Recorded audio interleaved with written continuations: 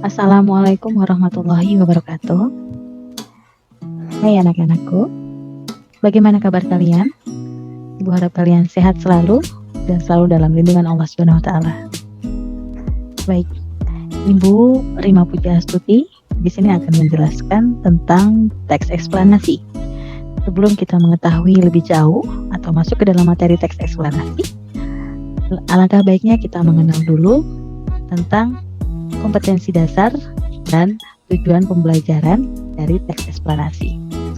Untuk kompetensi dasar yang ingin dicapai adalah kalian mengenal dan menelaah struktur dari teks eksplanasi. Setelah itu kalian menelaah kebahasaan teks eksplanasi. Lalu diharapkan kalian bisa melengkapi teks eksplanasi dengan menggunakan pola kronologis serta dengan pola kasualitas. Setelah itu kalian dapat menuliskan teks eksplanasi berdasarkan data atau informasi yang dibaca. Nah, apa sih yang kalian ketahui mengenai teks eksplanasi? Apakah kalian pernah mencermati suatu kejadian atau peristiwa di lingkungan kalian atau melihat berbagai fenomena alam? Misalnya banjir atau gunung meletus atau gempa bumi. Teks eksplanasi terbentuk atau berisikan tentang sebuah fenomena. Fenomena tersebut dapat menjadi fenomena alam, sosial, dan budaya. Untuk fenomena alam, contohnya adalah sebuah kebakaran hutan. Nah, di dalam sebuah kebakaran hutan pasti kalian mungkin akan bertanya-tanya, bagaimana sih kebakaran hutan itu terjadi? Mengapa kebakaran tersebut dapat terjadi? Nah, sama juga halnya dengan fenomena sosial yang Ibu contohkan di sini adalah unjuk rasa atau biasa dikenal dengan demo. Nah, pasti juga ada pertanyaan bagaimana demo itu terjadi? Mengapa atau latar belakang apa sih yang menjadikan demo itu? Selanjutnya juga ada fenomena budaya.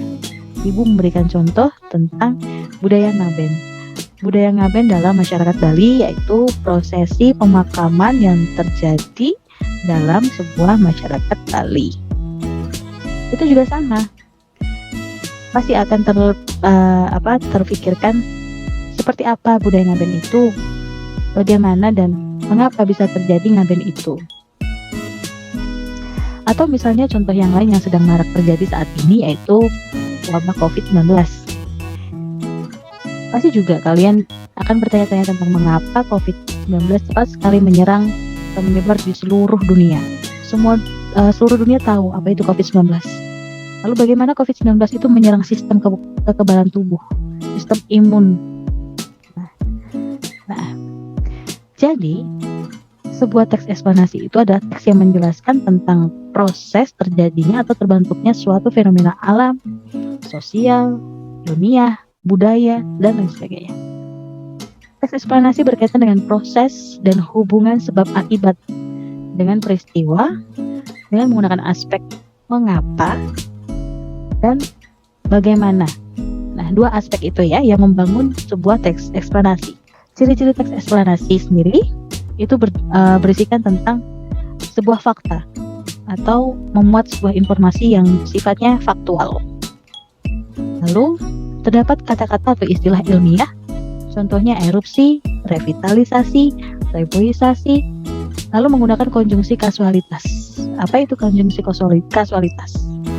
Yaitu hubungan sebab akibat. Ada sebab, pasti ada akibat. Misalnya dengan penggunaan kata menyebabkan, disebabkan, sehingga, jika, dan lain sebagainya. Lalu, teks eksplanasi sendiri bersifat informatif. Tidak berusaha untuk mempengaruhi pembaca. Kita masuk ke dalam struktur teks eksplanasi. Di dalam struktur teks eksplanasi terdapat pernyataan umum, deretan penjelas, dan interpretasi. Apa sajakah itu? Untuk pernyataan umum berisi tentang gambaran secara umum tentang peristiwa alam atau sosial yang akan disampaikan. Biasanya, pernyataan umum itu terdapat dalam paragraf pertama, berupa pengenalan sebuah fenomena dengan latar belakang mengapa dan bagaimana proses peristiwa tersebut terjadi.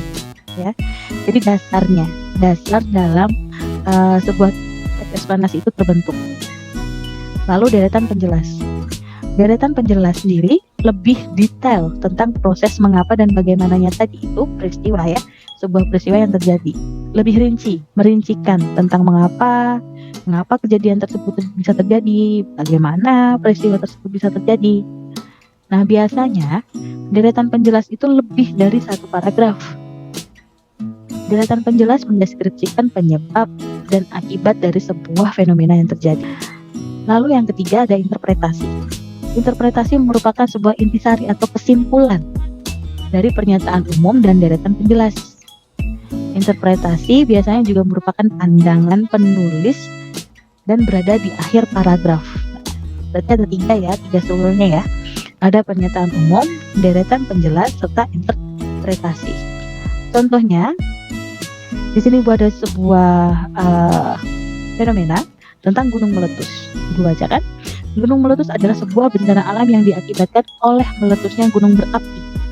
Gunung berapi bisa meletus sewaktu-waktu. Lahar yang dikeluarkan oleh gunung berapi berbeda-beda. Ada yang menyemburkan lahar panas, ada juga yang mengeluarkan lahar dingin berupa lava dan material-material lainnya. Dari pernyataan ini atau paragraf ini disebut sebagai pernyataan umum karena inilah dasar awal dari terbentuknya sebuah teks eksplanasi, yaitu dari bagian mengapa atau bagaimananya sebuah proses atau fenomena itu terjadi ya. Lalu yang kedua, paragraf 2, gunung berapi yang masih aktif bisa meletus kapan saja. Penyebab terjadinya gunung meletus adalah ekstrusi magma, yaitu kegiatan magma yang telah mencapai permukaan bumi. Gunung meletus biasa terjadi di daerah-daerah dataran tinggi, di mana ada gunung berapi di sekitarnya. Gunung meletus juga bisa disebabkan oleh gempa bumi. Nah, ini adalah sebuah deretan penjelas. Jadi dia memperinci bagaimana gunung meletus itu, kapan gunung meletus itu, lalu prosesnya bagaimana, kok bisanya gunung itu bisa meletus, lalu biasanya itu gunung meletus itu di mana gitu kan. Nah, itu adalah deretan penjelas. Dan paragraf yang terakhir, peristiwa alam gunung meletus ini tidak terjadi secara berulang-ulang. Jadi, jangan takut atau khawatir berlebihan jika tinggal di daerah sekitar gunung berapi. Kenali saja gejala-gejala bencana alam ini supaya bisa menyelamatkan diri sewaktu-waktu, dan jangan lupa selalu meminta pertolongan Tuhan. Nah, kalau ini itu sudah opini ya, sudah kesimpulan dari sang penulisnya. Jadi ini bisa disebut interpretasi. Selanjutnya kalian akan mengenal pola pengembangan teks eksplanasi. Pola yang menyusun sebuah teks eksplanasi. Pola pengembangan dari teks eksplanasi ini ada dua pola nih yang menjadi penyusun dari teks eksplanasi. Ada pola pengembangan kronologis atau proses dan pola kasualitas atau sebab akibat. Pola kronologis atau proses yaitu sebuah teks eksplanasi yang disusun berdasarkan urutan waktu yang menjelaskan suatu proses terjadinya fenomena atau bagaimana urutan kejadian suatu peristiwa. Jadi kronologis suatu waktunya. Ya, itu disebut dengan pola pengembangan kronologis. Ada prosesnya, ada urutannya. Pola kronologis dalam teks eksplanasi merupakan jawaban dari suatu pertanyaan bagaimana pada suatu fenomena atau peristiwa. Contoh, pada tahun 1977, pemerintah Indonesia telah menunjuk tanah seluas 56 km kubik di Sangiran sebagai daerah cagar budaya.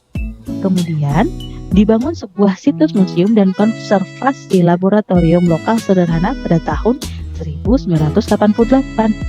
Lalu, pada tanggal 15 Desember 2011, museum diresmikan oleh Menteri Pendidikan dan Kebudayaan Republik Indonesia.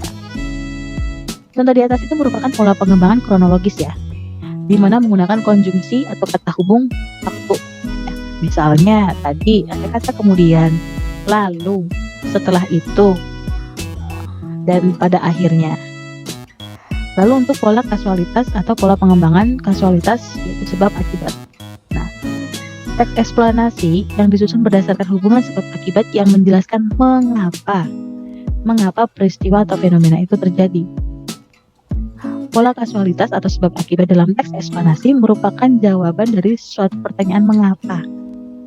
Contoh ya, perubahan iklim yang disebabkan oleh pemanasan global telah menjadi isu besar pencairnya es kutub utara dan kutub selatan yang menyebabkan kepunahan habitat di sana, merupakan salah satu dari pemanasan global. Nah, jadi menggunakan pola pengembangan kasualitas di mana terdapat kata sebab akibatnya. Nah, dengan perubahan iklim yang disebabkan oleh pemanasan global, akhirnya menyebabkan kepunahan habitat gitu. Lalu selanjutnya kalian mengenal tentang kaidah kebahasaan teks eksplanasi. Di dalam teks eksplanasi terdapat kaidah kebahasaan konjungsi kasualitas, konjungsi kronologis, kata benda yang merujuk pada sebuah fenomena, dan istilah atau kata teknis. Untuk konjungsi kasualitas itu contohnya sebab, karena, oleh karena itu, oleh sebab itu, sehingga, dan sebagainya.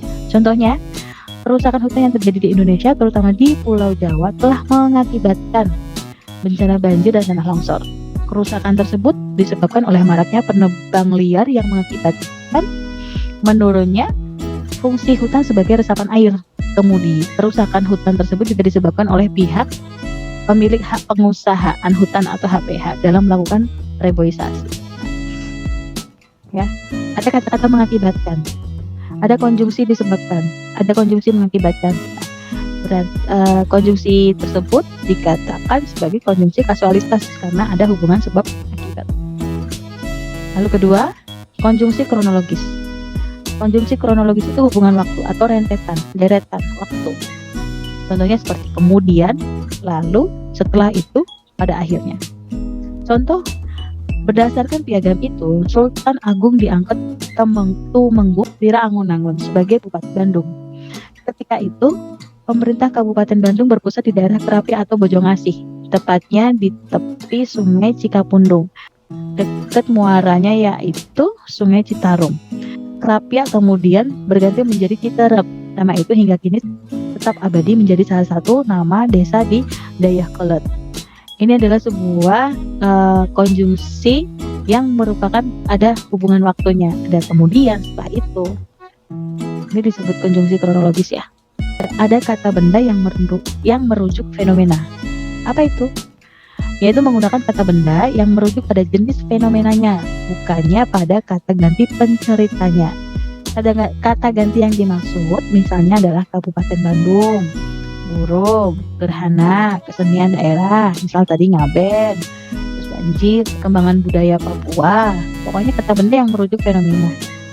Lalu ada istilah atau kata teknis. Nah, di dalam teks itu pun sering dijumpai kata teknis atau peristilahan sesuai dengan topik yang dibahasnya.